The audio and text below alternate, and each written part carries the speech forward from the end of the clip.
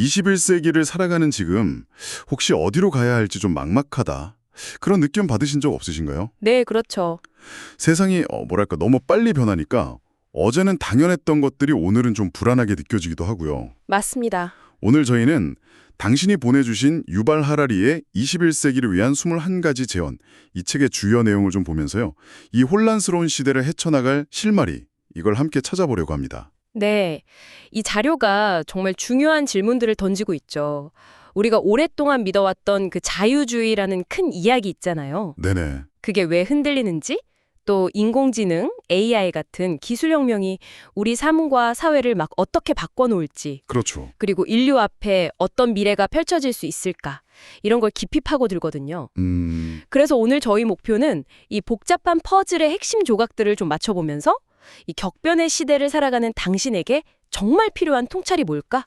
같이 고민해보는 데 있습니다. 좋습니다. 그럼 바로 그 자유주의의 위기부터 이야기를 시작해 볼까요? 네. 냉전 끝나고 나서는 정말 역사의 종언이다 이런 말까지 나오면서 자유주의가 최종 승리한 것처럼 보였잖아요. 그랬죠. 완전 대세였죠. 네. 자유시장, 민주주의, 세계화 이 세 가지만 있으면 모두가 행복해질 거다. 이런 기대가 엄청 컸고요. 하라리 책 보니까 조지 W 부시나 버락 오바마 같은 지도자들조차 이런 기본적인 전제는 다 공유했다고 하더라고요. 그렇죠. 마치 뭐랄까 정해진 길만 따라가면 모든 사회가 결국 비슷하게 평화롭고 번영하는 모습이 될 거다. 약간의 좀 순진한 믿음 같은 게 있었던 것 같아요. 네. 하지만 브렉시트나 트럼프 현상, 이런 예상 밖의 사건들이 막 터져 나오면서 네. 사람들이 그 약속된 해피엔딩에 의문을 품기 시작한 거죠. 아, 그게 좀 흔들리기 시작했다. 네. 여기서 하라리가 짚는 중요한 포인트는 이런 현상들이 그냥 단순한 정치적 변화가 아니라는 거예요. 이걸 넘어서서 우리가 세상을 이해하던 큰 틀, 그러니까 자유주의 서사 자체에 대한 믿음이 흔들리는 신호다. 이렇게 보는 거죠. 근본적인 믿음이 흔들린다. 그렇죠. 방향 감각을 잃으니까 괜히 종말론적인 불안감이 커진다는 지적인데 이게 현실을 직시하지 못하면 작은 문제도 괜히 큰 재앙으로 부풀려서 생각하게 된다. 이런 비유가 참 인상 깊었습니다. 그 위기의 원인을 좀 파고들면 기술혁명과 연결되는 지점이 또 흥미롭던데요. 아, 네네. 지금의 정치 시스템이라는 게 기본적으로 산업혁명 시대에 맞춰서 설계된 건데 정보기술 IT나 생명기술 BT 같은 혁명적인 변화의 속도를 지금 전혀 따라가지 못하고 있다. 이런 진단이죠. 네, 바로 그 지점입니다. 예를 들어서 지난 수십 년간 인터넷이 세상을 얼마나 바꿔놨는지 한번 생각해 보세요. 엄청나죠. 그렇죠. 그런데 그 변화의 방향을 결정한 게 민주적인 토론이나 정치적 합의였냐 하면 사실은 그게 아니라 기술자들이나 거대 기업들이었다는 거죠. 아, 그러네요. 하라리는 앞으로 AI나 생명공학이 가져올 변화는 인터넷보다 훨씬 더 근본적일 거라고 보는데 과연 지금의 민주주의 시스템이 이런 거대한 기술적 도전에 제대로 대응할 수 있을까? 여기에 대한 깊은 회의감을 드러냅니다. 회의감. 네, 정치인이나 유권자 대부분이 솔직히 AI나 블록체인이 정확히 뭔지, 이게 어떤 파급력을 가질지 제대로 이해하지 못하는 상황이잖아요. 자유주의에 대한 불신을 키우는 중요한 요인이다. 이런 분석입니다. 하지만 또 기술, 특히 AI는 긍정적인 면도 분명히 있잖아요. 물론이죠. 당장 의료 분야만 봐도 IBM 왓슨 같은 AI 의사가 개발되면 의료 서비스 접근성이 낮은 수십억 명에게 큰 혜택이 돌아갈 수 있다. 이건 엄청난 잠재력이죠. 네, 그건 정말 큰 변화죠. 자율주행차 역시 교통사고 사망자를 극적으로 줄일 수 있다는 기대도 크고요. 맞아요. 심지어 우리 감정 상태를 파악해서 맞춤형 음악 플레이리스트를 추천해준다든가 이런 개인적인 도움까지 가능해진다고 하니 상상만 해도 좀 신기한데요. 물론입니다.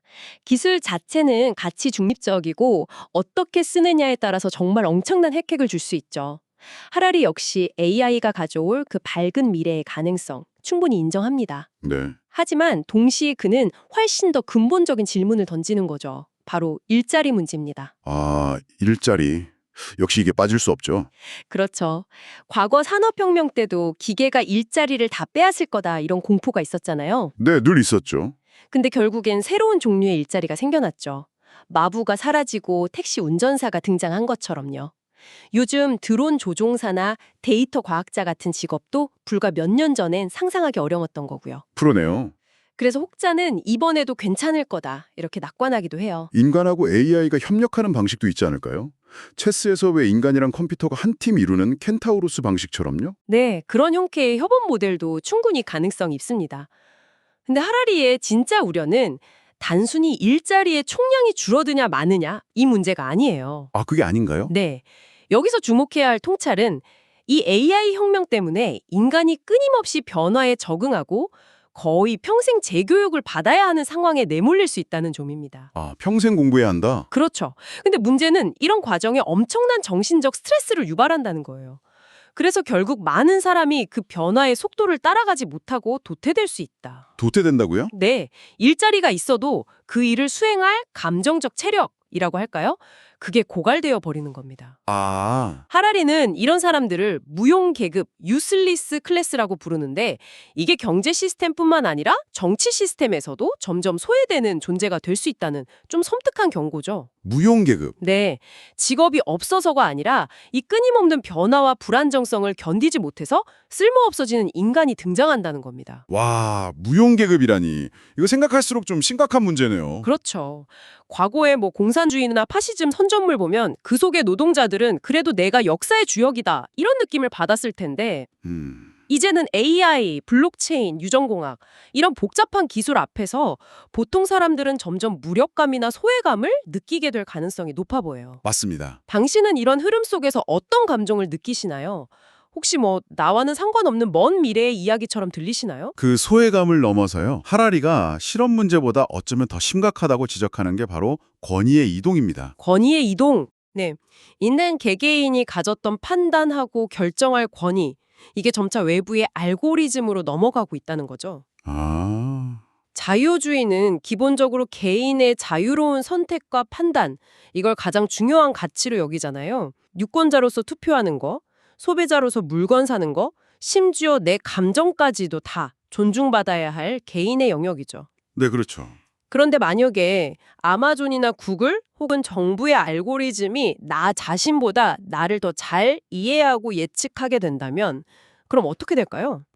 생각만 해도 좀 이상한데요? 나의 선택이라고 믿었던 것들이 사실은 외부의 영향을 받은 결과라면 자유주의의 근본 전제가 흔들리게 되는 거죠. 그 지점이 정말 오싹하면서도 흥미로운데요. 생체인식 센서나 카메라, 그리고 강력한 AI 알고리즘이 결합되면 네. 우리가 그냥 영화 한 편 볼 때 무심코 짓는 미세한 표정 변화나 심박수 같은 거 있잖아요. 그런 생리적 반응만으로도 우리의 감정 상태, 성격, 심지어 정치적 성향까지 파악할 수 있게 된다는 거잖아요. 맞습니다. 정확해요. 예전에는 우리가 TV를 봤지만 이제는 TV가 우리를 볼 수 있게 되는 시대다. 이 비유가 딱 들어맞네요. 네.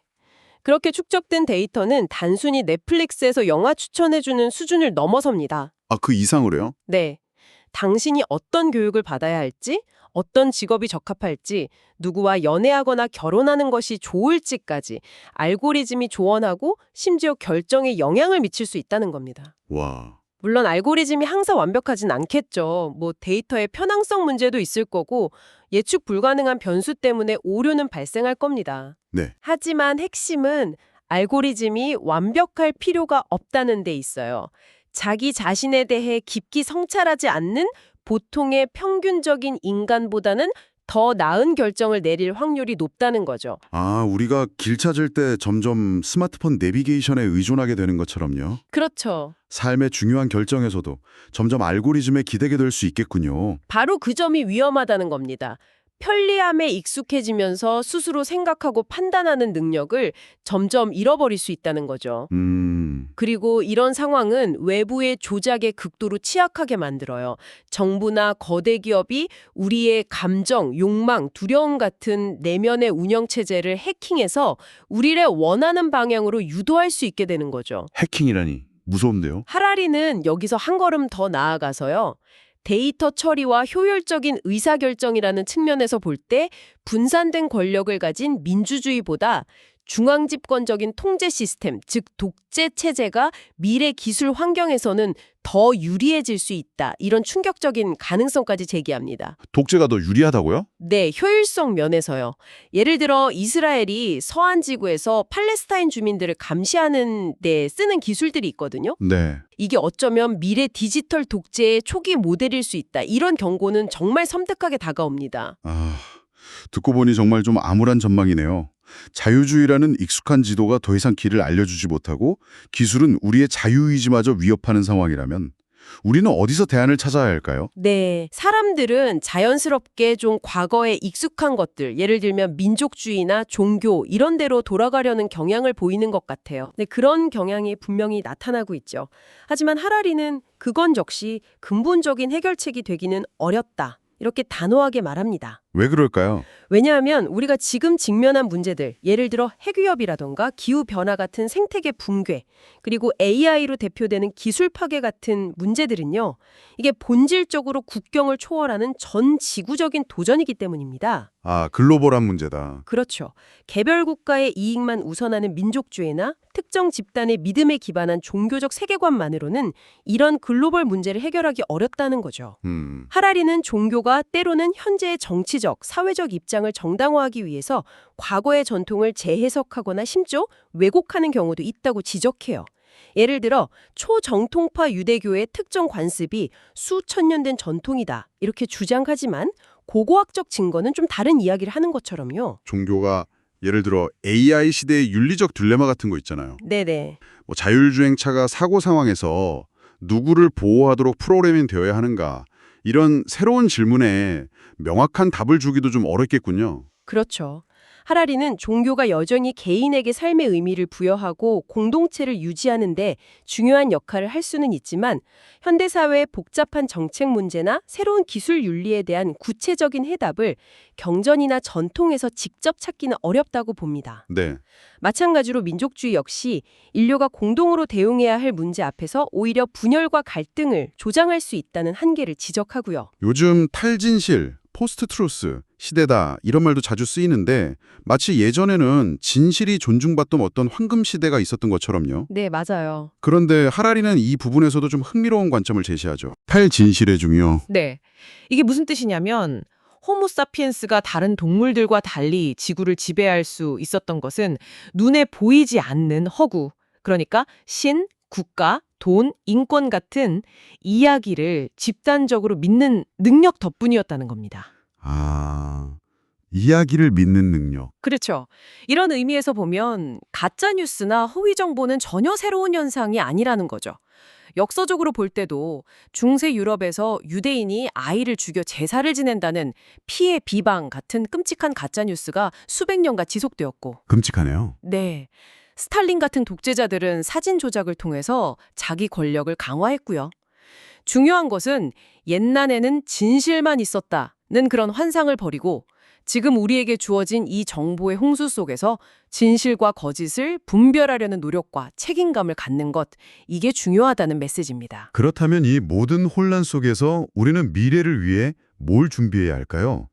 특히 다음 세대에게 뭘 가르쳐야 할지 이게 참 고민이 깊어집니다. 네, 정말 중요한 질문이죠.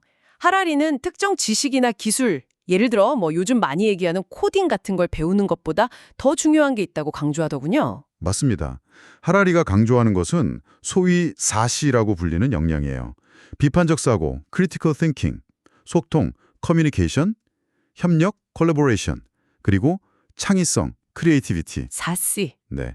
미래는 예측 불가능하고 변화의 속도는 더욱 빨라질 것이기 때문에 특정 분야의 지식은 금방 낡은 것이 될 수 있다는 거죠. 대신 어떤 상황에서도 문제를 정의하고 다른 사람들과 협력해서 해결책을 찾고 새로운 아이디어를 만들어내는 능력, 이게 훨씬 중요해진다는 겁니다. 예. 그리고 이 모든 것의 바탕에는 끊임없이 배우고 변화에 적응하는 유연성, 그리고 극심한 스트레스 속에서도 정신적 균형을 유지하는 회복 탄력성, 이런 게 필요하고요. 회복 탄력성. 네, 거의 평생에 걸쳐서 자기 자신을 여러 번 재발명해야 하는 시대가 온다는 겁니다. 와, 재발명. 심지어 내 마음의 소리를 따르라는 그런 오래된 지혜조차 위험할 수 있다. 이 지적은 정말 좀 충격적이었어요. 그렇죠. 내 감정이나 욕망마저도 외부의 알고리즘에 의해서 교묘하게 조작될 수 있다면 내가 진정으로 원한다고 믿는 것이 사실은 광고나 정치 선동에 의해 주입된 것일 수도 있다. 이런 거니까요. 바로 그 지점이 하라리가 우리에게 던지는 가장 근본적인 질문 중 하나입니다.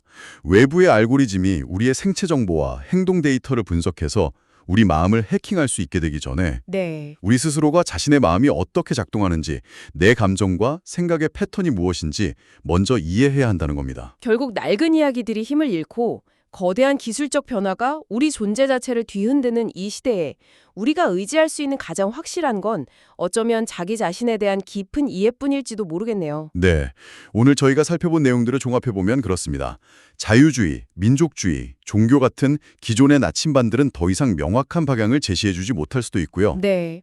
AI와 생명공학 기술은 우리가 인간이라고 정의했던 것의 경계마저 모호하게 만들고 있습니다. 이런 상황에서 외부의 목소리에 휘둘리지 않고 중심을 잡기 위해서는 끊임없이 배우고 적응하는 능력과 더불어서 자기 내면을 깊이 들여다보는 성찰이 중요해진다는 거죠.